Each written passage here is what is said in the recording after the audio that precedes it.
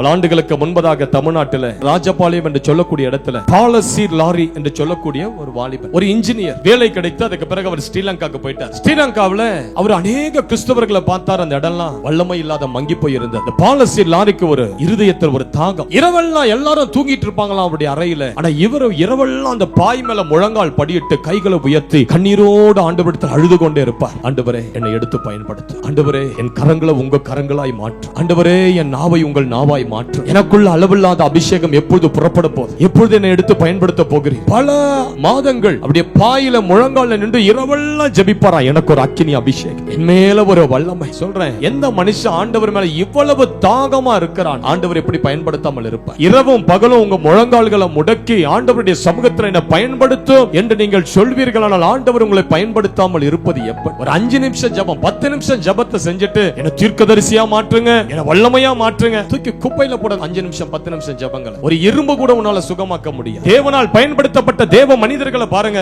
அழுது புலம்புனாங்க இரவும் பகலும், ஆண்டவருடைய சமூகத்துல கண்ணீர் விட்டாங்க. எந்த பைபிள் காலேஜ் படிச்சாங்க? பெரிய குடும்பத்திலிருந்து வந்தவங்களா? இல்ல, படிப்பறிவு இல்லாதவர்கள், ஞானம் இல்லாதவர்கள், பலன் இல்லாதவர்கள், ஏதோ ஒரு கிராமத்துல பிறந்தவர்கள். அப்படிப்பட்டவர்கள் அந்த தேவன் தமது கைகளில் எடுத்து தேசத்தை அசைத்தார். பாலசீர் லாரி மேல ஒரு வல்லமை இறங்கிய வேலையை ரிசைன் பண்ணார். தமிழ்நாட்டுக்கு வந்தார், ஒரு ஊழியத்தை ஆரம்பித்தார். என்ன நடந்தது? பாலசீர் லாரி ஒரு கூட்டத்துக்கு போறாருன்னா அந்த கூட்டத்துக்கு பஸ்ல ட்ரெயின்ல வருகிற ஜனங்கள் பஸ்லயே பேய்கள் ஆடுமா. ஐயோ, அந்த கூட்டத்துக்கு நான் வரமாட்டேன், அந்த மனுஷன் மேல தேவ மகிமை இருக்குது, அந்த மனுஷனுக்குள்ள தேவ அக்கினி இருக்குது, பேய்கள் அலறுமா. எங்க அப்பா சிறு வயதா இருக்கும் போது எங்க அப்பாவுக்கு ஒரு பிசாசின் போராட்டம், ஒரு செத்த ஆவி எங்க அப்பாவை பிடித்துக் கொண்டிருந்தது. அப்ப எங்க அப்பா சொன்னாரு, பாலசீர் லாரி என்கிறவர் சென்னையில ஒரு கூட்டம் நடந்தது. கூட்டத்துல எங்க அம்மா என்ன கூட்டிட்டு போறாங்க அந்த கூட்டத்துக்கு. அவர் தான் பாலசீர் லாரின்னு எனக்கு தெரியாது. ஆனா ஏராளமான ஜனங்கள், ஆயிரமான ஜனங்கள் பாலசீர் லாரி மெசேஜ் கொடுத்துட்டு ஜெபிக்க ஆரம்பிச்சாராம். பாருங்க, நூற்றுக்கணக்கான பேய்கள் கூச்சலிட்டு வெளியே வருது. எல்லாம் அங்க பக்கத்துல இருக்கிற ஒரு பெரிய ஒரு கால்வாய், ஒரு பெரிய கூவாறு ஒன்று ஓடுதான். இந்த